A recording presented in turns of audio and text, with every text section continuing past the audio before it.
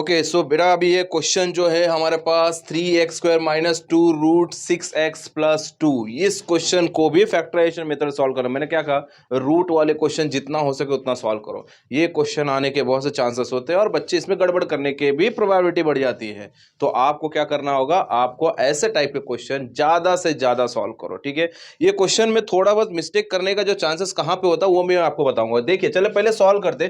क्या ये question already general form में, क्या ऑलरेडी जनरल फॉर्म मतलब A X square plus B X plus C is equal to 0, ये इस फॉर्म में है या नहीं? यस, ये क्वेश्चन इस फॉर्म में है। अगर नहीं होता तो हम इस फॉर्म में बनाते हैं इसको, ठीक है। बट ये ऑलरेडी दिया गया है तो हमारा यहाँ पे एक चैलेंज खत्म होता है। नेक्स्ट स्टेप क्या होगा? नेक्स्ट स्टेप होगा थर्ड टर्म को 1 2 3, हाउ मेनी टर्म्स आया?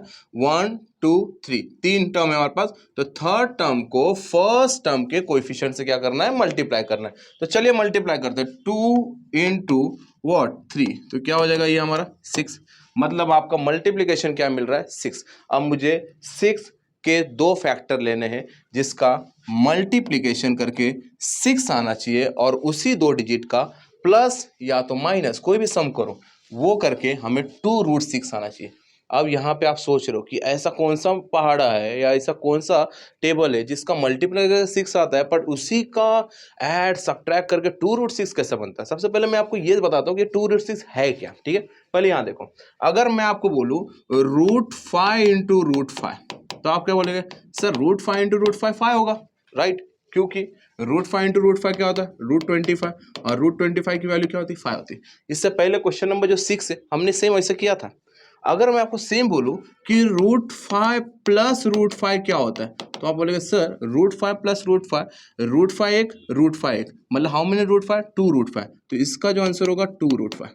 तो क्या डिफरेंस है दोनों में? मल्टीप्लाई करके क्या आया आंसर? 5, और इसी का सम करके क्या है? 2√5। अगर मैं सेम इस चीज को ऐसा करूं √5 प्लस √5 प्लस √5, तीनों का अगर मुझे सम करना होगा तो क्या होगा? तो सम अगर तीनों का मैं करूं तो तीनों का सम होगा कितने √5 है? 1 2 3, हाउ मेनी √5? 3√5। समझ में? तो जितने √5 आएंगे नंबर्स आपके चेंज होते रहेंगे। तो ये √5 की जगह यहाँ पे क्या है? √6। मतलब आपको अगर √6 प्लस √6 किया आपने तो क्या हो जाएगा? 2√6 है। ये क्लियर हो गया। 2√6 कैसे बना? जब भी किसी दो रूट को हम सम करेंगे तो ही उसका वैल्यू 2√6 होगा। 3 को सम करेंगे तो उसका वैल्यू 3√6 होगा। 4 होगा तो 4√6 होगा। क्लियर है? तो हमें ऐसा मल्टीप्लाई ढूंढना है बेटा जिसका मल्टीप्लाई करके 6 आना चाहिए, जिसका मल्टीप्लाई करके 6 आना चाहिए और उसी का सम करके 2√6 आना चाहिए। तो सबसे पहले मैं मल्टीप्लाई पे फोकस करूंगा।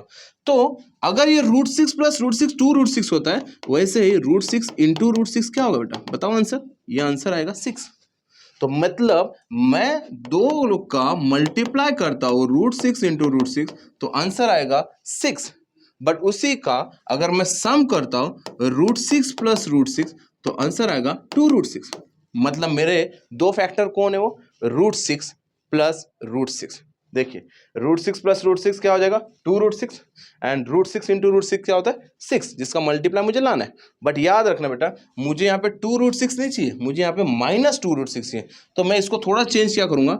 Minus √6 minus √6। अभी देखिए माइनस माइनस प्लस हो गया, क्लियर है? मतलब √6 2√6 एक हुआ, क्लियर हो गया।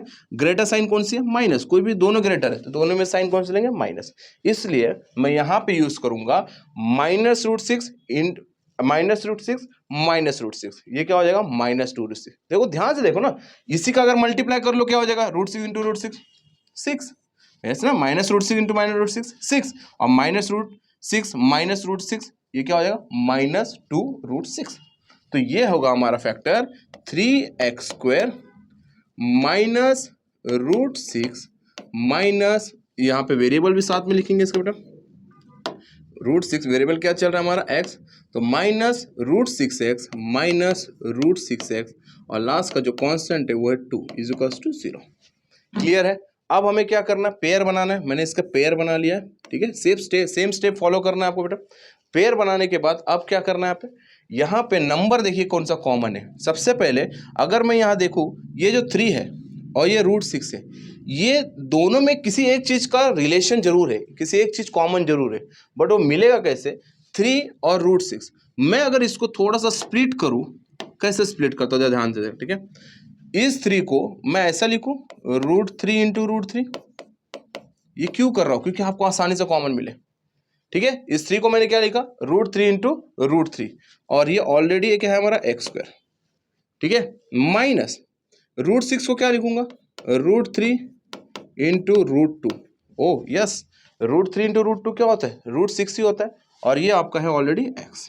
देखिए, तो ये जो पूरा है, ये जो पूरा है, इसका ये पूरा आंसर है।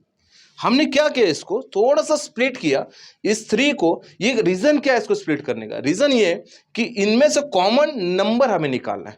तो 3 को क्या लिखा? √3 इंटू √3, क्योंकि √3 इंटू √3 क्या होता है? 3 होता है, मैंने ऑलरेडी समझा दिया आपको। तो √3 इंटू √3 लिखा और x² एज इट इज लिखा। √6 को कैसे लिखा?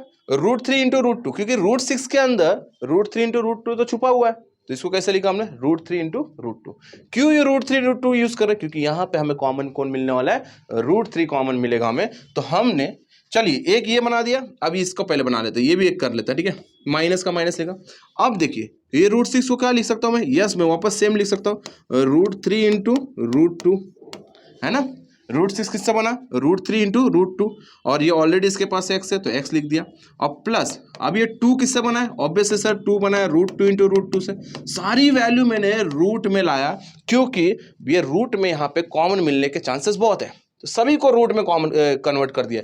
3 को किस में किया? √3 इंटू √3 में, और ये 2 को किस में कर दिया? √2 इंटू √2 में। अब आप आसानी से देख सकते हैं कि यहाँ पे नंबर हमें कॉमन मिल रहे हैं। तो देखिए, पहला यहाँ इस वाले में, इसमें √3 अवेलेबल, इसमें √3 अवेलेबल, मतलब कॉमन कौन हो गया? √3 यहाँ पे कॉमन हो चुका है। सो मैं यहाँ पे लिख रहा हूँ √3 कॉमन, ठीक है बेटा? अब देखो, यहाँ पे दोनों पास √2 कॉमन है नहीं, ओनली √3, इसके पास √3 अवेलेबल, इसके पास √3 अवेलेबल, तो √3 कॉमन हो गया। बट वेरिएबल में इसके पास 2x है, इसके पास 1x है, मतलब एक मिनिमम x अवेलेबल है, मतलब कॉमन हम x भी निकाल सकते हैं। तो बचा क्या? देखिए, अब इसमें से देखिए क्या बचा? एक √3 बाहर आ गया, 2x थे, इसमें से 1x बाहर आ गया, तो बचा क्या? ये √3 बच गया, और 2x थे ना, जिसमें से 1x बाहर आ चुका है, तो बचा क्या यहाँ पे? x। सेम माइनस ये 2 में से √3 बाहर आ चुका है, यहाँ पे क्या बचा? √2, और जो कि एक ही x था जो कि बाहर आ चुका है, तो ब्रैकेट यहाँ पे हम क्लोज करेंगे। माइनस सेम बच्चा, यहाँ पे देखो, यहाँ पे देखिए √3 है, यहाँ पे किसी भी के पास √3 नहीं है, बट √2 इसके पास है और √2 इसके पास है, मतलब मैं यहाँ पे कॉमन √2 निकाल सकता हूँ। और दूसरी बात, क्या यहाँ पे वेरिएबल कॉमन निकल सकता है? नहीं, वेरिएबल इसके पास x है, यहाँ पे किसी के पास वेरिएबल नहीं है, इसलिए हमने वेरिएबल कॉमन नहीं निकाला है। अब बच्चों ये देख लीजिए आप कि यहाँ पे बचा क्या?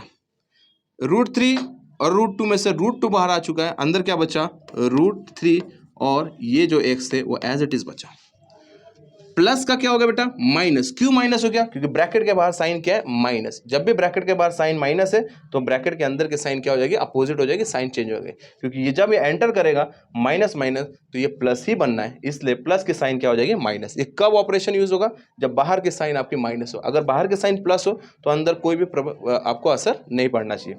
सो √3x, और दूसरी बात यहाँ पे है कि दोनों √2 में से एक रूट बाहर आ गया, तो अंदर सिर्फ एक रूट बचा, इज इक्वल्स टू 0।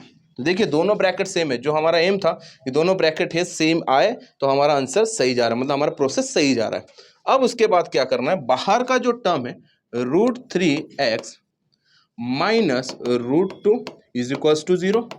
क्लियर बेटा? दूसरा, और √3x minus √2 is equals to 0। अब यहाँ पे मुझे x की वैल्यू निकालना है, तो देखिए मैं एक एक करके भेजता हूँ। माइनस √2 दे जाने के बाद क्या हो जाएगा? प्लस। तो इधर क्या बचा? √3x, इधर हो गया √2, है ना? माइनस √2 वहाँ जाने के बाद प्लस हो गया। अब ये मल्टीपल √3 वहाँ जाने के बाद क्या हो जाएगा? डिवाइड। तो x is equals to what? √2 divide by √3। तो ये आपका फर्स्ट रूट्स मिला। दूसरा है मुझे क्या मिलेगा? अब देखिए, यहाँ पे सेम है, माइनस √2 जाने के बाद क्या हो जाएगा? प्लस। तो √3x यहाँ बचा, तो ये भी √2 हो गया, और सेम मल्टीपल वहाँ जाने क्या हो जाएगा? डिवाइड। तो x is equals to √2 divide by √3। ये आपके दो रूट्स मिल चुके हैं और यही आपका फाइनल आंसर होगा। बच्चों ऐसे क्वेश्चन आने के बाद आप जब भी सॉल्व करेंगे तो संभल के सॉल्व कीजिए कि रूट वाली वैल्यू को कैसे कन्वर्ट करना है, क्योंकि जब आप कन्वर्ट करोगे तभी आपको कॉमन मिलेगा। ऐसे नहीं बिना आपने कन्वर्ट किया, आपने यहाँ देखा √6 आपको कॉमन तो मिल ही नहीं रहा है, छोड़ना है हमें, नहीं ऐसा नहीं करना है। आप इसको कन्वर्ट कीजिए, 3 को √3 इसमें देखिए, इसमें अंदर √3 छुपा हुआ है और इसके अंदर √2 छुपा हुआ है, तो वही हमें कन्वर्ट करके आपको यहाँ पे सॉल्व करना है। ठीक है, आई होप सो आपको ये क्वेश्चन समझ में आ रहा है। नहीं समझ रहा है, एक और एक क्वेश्चन हम फैक्टराइजेशन का लेंगे। जितना डिफिकल्ट क्वेश्चन हम सॉल्व करेंगे उतना इजीली आपका क्वेश्चन सॉल्व आसानी से होते रहेगा। ठीक है, देखते रहिए नेक्स्ट क्वेश्चन।